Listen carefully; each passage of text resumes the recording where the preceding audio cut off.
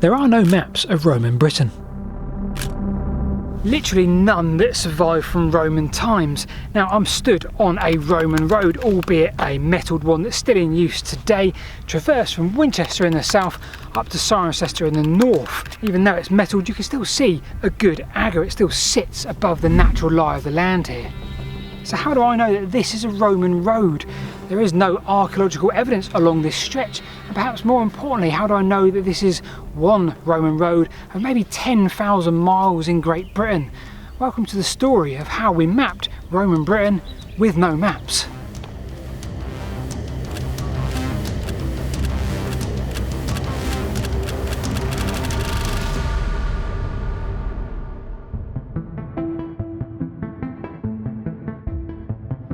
The answer to that question has taken me on a journey that I've never been on before, and it's one that I'll share with you today. It stretches from stories of wrong calculation of the circumference of the globe leading to Scotland facing in the wrong direction, to a fake manuscript in the 1700s leading to a mountain range in northern England to be called the Pennines, and of course a lot more in between.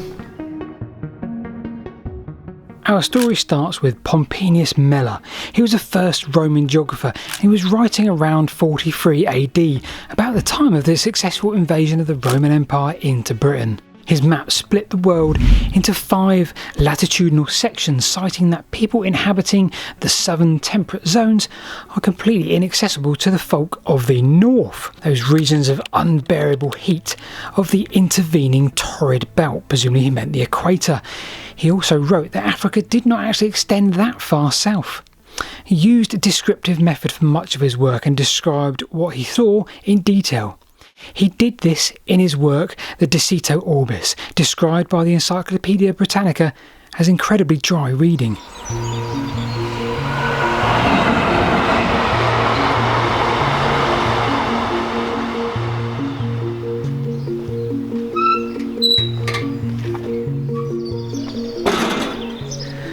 As I cross the railway and the Roman road crosses it almost perpendicular, 1850s, 1854, and a 10 yards further this way, 1800s, we've got the Kennet and Avon Canal.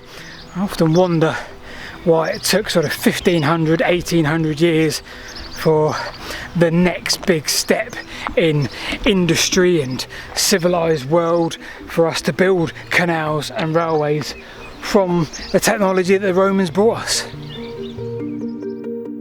Whilst it doesn't help us detail any roads or routes or lines, it does show us exactly where we are at this stage of time. Now this is the height of mapping in the early Roman Britain era, and we have this massively obscure view of the world from the eyes of the Romans and the Greeks. And at this stage I'm left wondering how the Romans made it from A to B, let alone ruled the known world for a bunch of centuries. I think we really need to step things up a gear here. So let's do just that. Let's start with Marinus of Tyre. That's the dude depicted on the left of image here. We'll come to the guy on the right very shortly. Now he's said to live in both Tyre, Roman province of Syria, and Rhodes in Greece. Born in around 60 AD, that's important. Perhaps one of the most underrated and under-mentioned of the early geographers. And well, what he gave us is still used today in some respects. Equirectangular projection, for example, is Marinus. And in researching this video, well, this is the first time I've heard of him. I feel quite bad. The absolute legacy for Marinus was that he assigned longitude and latitude for a place. He realised that if you had a zero meridian, you could in theory depict the globe as a series of rectangles. In other words, he was the first to consider the notion of projecting a globe onto a flat surface. Marinus put the westernmost known point to him as the Canary Islands. Everything east of this was given a degree for the direction and a stadia for the distance. But here comes the next problem. What if you get this wrong?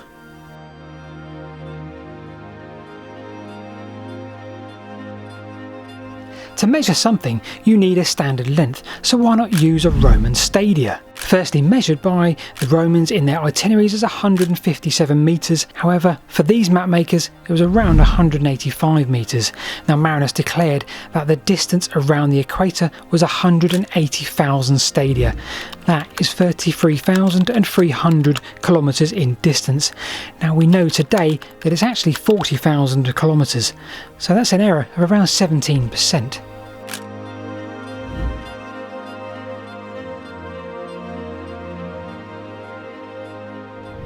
So with Marinus, well, he took much more mathematical approach and he really moved things forward. Things are now looking up, but the year is 1114 AD and we can't yet accurately map the world. How are we going to map the Roman Empire with routes for trade and movement of goods and government business?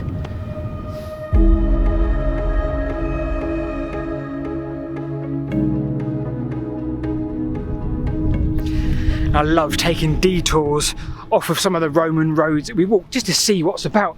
And right now I'm facing the southern side, no, the northern side of Tidcombe Long Barrow, and it really is a long barrow, something akin to West Kennet Barrow, yet unexcavated, but I bet it holds many secrets. It's quite significant. Now the work of Marinus, nothing survived. We only have another geographer, Ptolemy, to thank for the fact that we know about Marinus. Because a lot of Ptolemy's work, safe to say, was based on a foundation of Marinus, and perhaps in some respects there were too many assumptions from Ptolemy on Marinus's work. Look at this.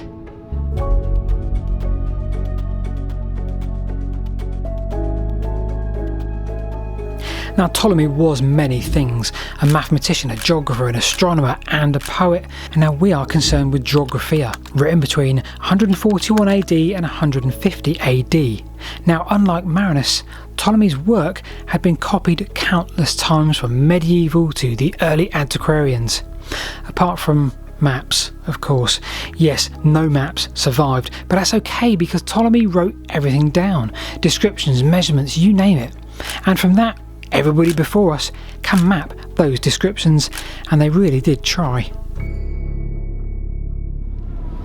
So of the 8 books of Geographia, we are concerned with book 2, Albion, or Britain as we know it today, and it contained all the good stuff. Rivers, estuaries, towns, tribes, you name it, all the juicy stuff we're looking for in this video. How exactly did he do that? So we know that a lot of his work was based on his predecessors. Ptolemy used a bearing from a set place and then a distance along it in stadia. It's not unfair to suggest that there were many inaccuracies, not least because of the miscalculation Marinus had made half a century prior, and that Ptolemy himself had taken this for granted, but of course that he himself is then critical of Marinus. He states that, and having said that Chichester is 59 miles further south than London, he then shows it further north in latitude. And then of course there is the elephant in the room, Scotland. So hang on, whilst nobody maps this detail, is this the first mention of a Roman road route? It certainly is in all of the research that I've done to date, and perhaps if more of this was translated, we'd have a better idea of how the Romans surveyed their roads. Onwards on this Roman road.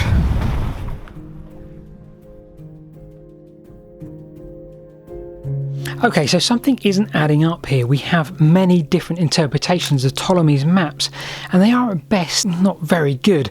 The scale, the directions, the mistakes, and yet the road that traversed between Exeter and Lincoln, the Fosse Way, well, the surveyors on the ground from the word go plan these routes like this and many others with a degree of accuracy that is absolutely staggering even by today's standards.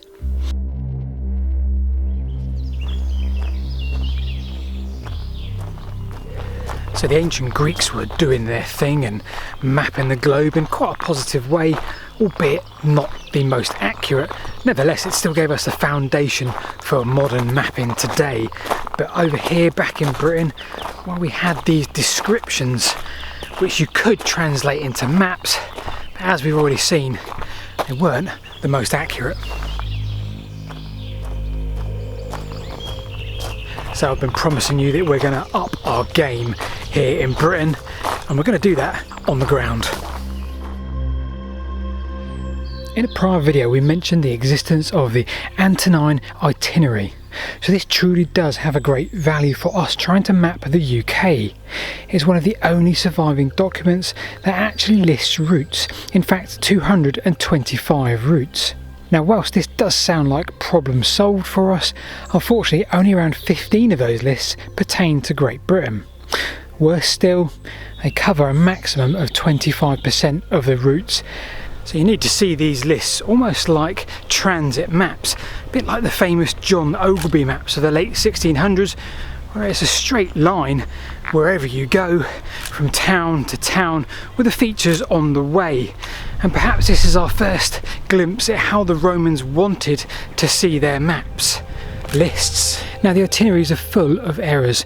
The errors either in transcription, or the issue with standardising their mile or distances, or perhaps even the calculations in the first instance of recording them. I've just been walking down this sunken lane, this holloway. I'm just wondering if these banks on either side, full of large flints, was the original agger of the Roman road, the actual level of the Roman road here. And the last 2,000 years of traffic on this has caused it to sink down. Now, these lists I've been talking about, these itineraries, well, they were done in around about 200 AD.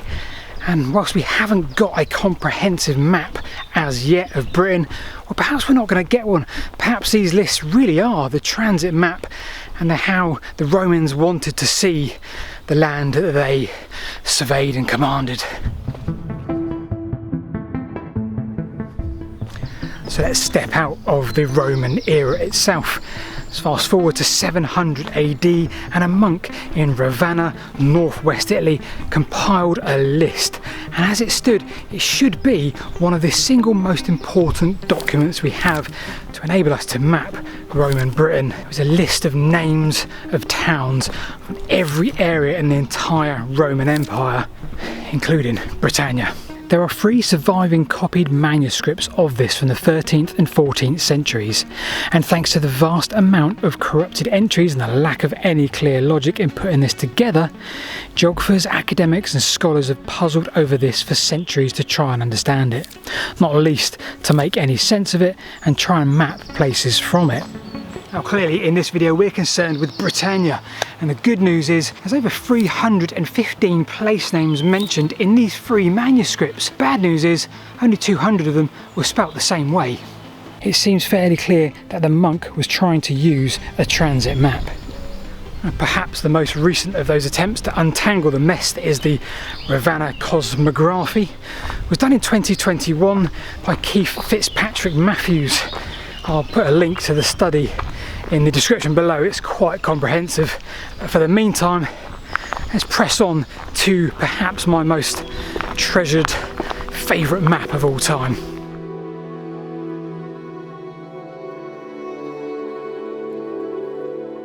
The Peutinger table.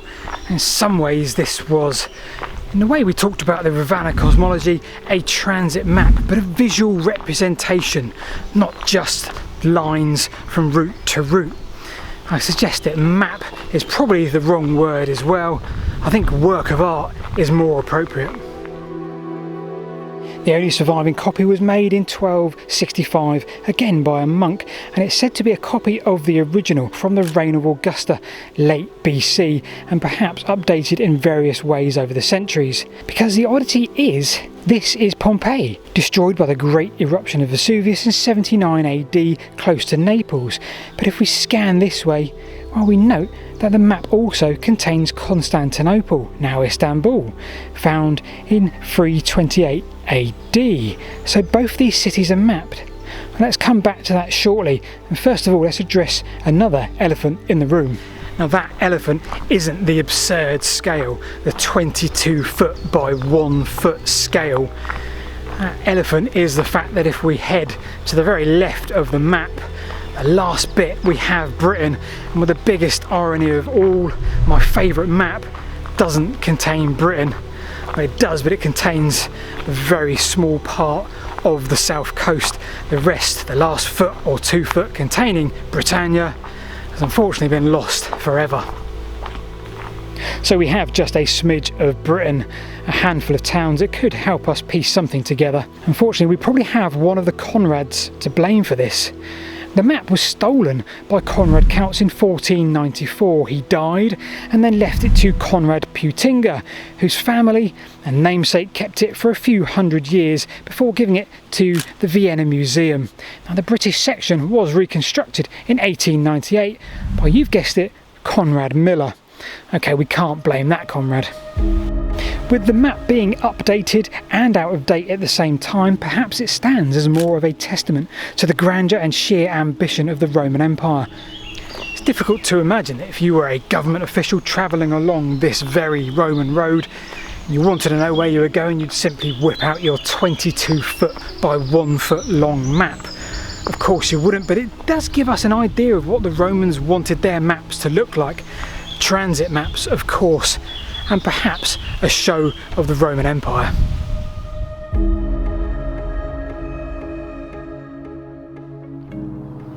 So, stepping away from the world of the medieval map makers and those that copied some of the early works, let's step into the world of the antiquarian, and there were quite a few. The first to kick off was probably William Camden. He wrote a work called Britannia, and it was absolutely groundbreaking for its time.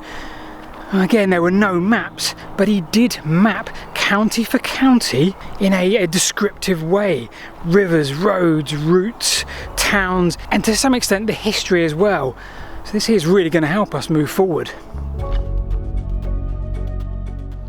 Not necessarily. You see, Roman roads weren't hugely high on Camden's list, and with no map in his original copy, we have a similar situation to some of the works we've described before. It didn't really give us a fresh insight into the actual network of the Roman roads. For the next few hundred years, antiquarians all tried in their own way to broaden the reader's knowledge of those networks. John Aubrey, Richard Gough, William Stukely, Richard Hoare and A.C. Smith, to name a few. In fact, it was William Stukely that was drawn into the biggest Roman hoax of antiquarian times, the Desuta Britannia, the description of Britain perpetrated by Charles Bartram, and he fed bits to Stukely over a period of decades of these manuscripts, these fake manuscripts that were supposedly from the 14th and 15th century, all about itineraries from contemporary Britain. Such was the success and quality of some of the work of this forgery. Everyone seemingly was sold on it, not just Stukely. Place names, mountain ranges, rivers, geographical features stick with us even today based on this forgery. The Pennine mountain range is one such example. The work that the antiquarians did at the time was hugely important, but they all tended to specialise in their own specific areas. None of them, however, come close to Ivan Margary, born 1896. None of them come close to capturing my inspiration as much as he did. He was about to change the face of our understanding of Roman Britain and the road networks from this point forwards. Ivan was a man of considerable wealth, passed down through his family line of bankers. This didn't taint Ivan in any way. In fact, within the first 20 years of his life, he was serving in World War I, receiving multiple injuries, including a broken ankle and being shot in the back. He turned his mind to academic studies. Perhaps as a result of this, we have countless aspects of heritage that still stand today.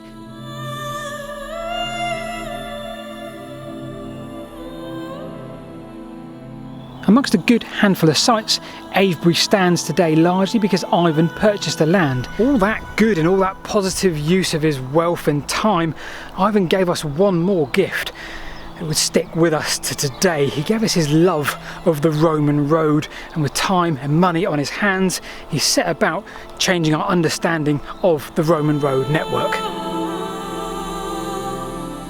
1955, and Ivan Margary published his book Roman Roads of Great Britain, an extremely well thought out and logical book following Roman road routes.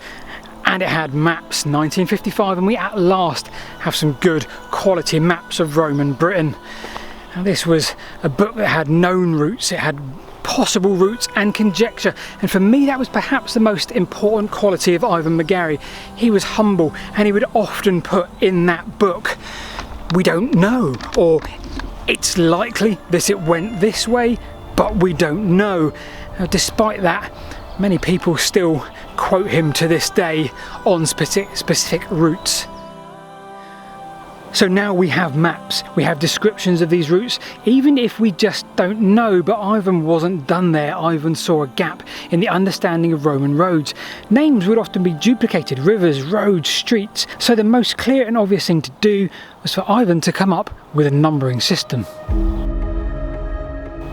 He did just that, and it remains accepted today by scholars and academics alike. A simple system so eloquent in its design, and combined with the body of work that he undertook to go with it, meant that anyone with even a passing interest in Roman roads will come across his name. We now have the Roman Roads Research Association. A small yearly membership fee will give you a wealth of information to look at, including the notes and justifications for the OS maps to include Roman roads on their maps, even if Margary said, we just don't know.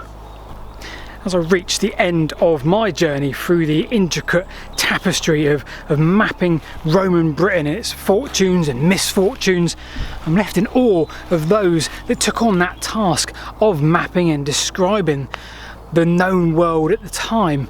From the visionary minds of Ptolemy and Marinus to the meticulous work done by Melea and the monks that drew up the Peutinger table and the Ravenna Cosmography.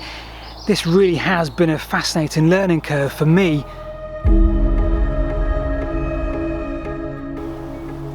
Now, making these videos, Rebecca and I really kind of want you to not see us as historians and academics.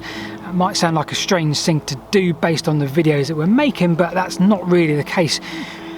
We research something we find fascinating, and we then want to share that journey of learning with you in as best way as we can tell it. So I guess if you want to see us as anything, it's more storytellers. Yes.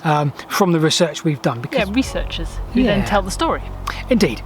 So if you've enjoyed this video, then you can join us for more behind the scenes. If you'd like to support the channel, and you can do that how? On Patreon or our YouTube members. Indeed. Me and Rebecca waffling about any old rubbish, basically, but you'll be able to support the channel and there's a few other benefits as well. Yep. Big thanks for watching. We'll see you next time.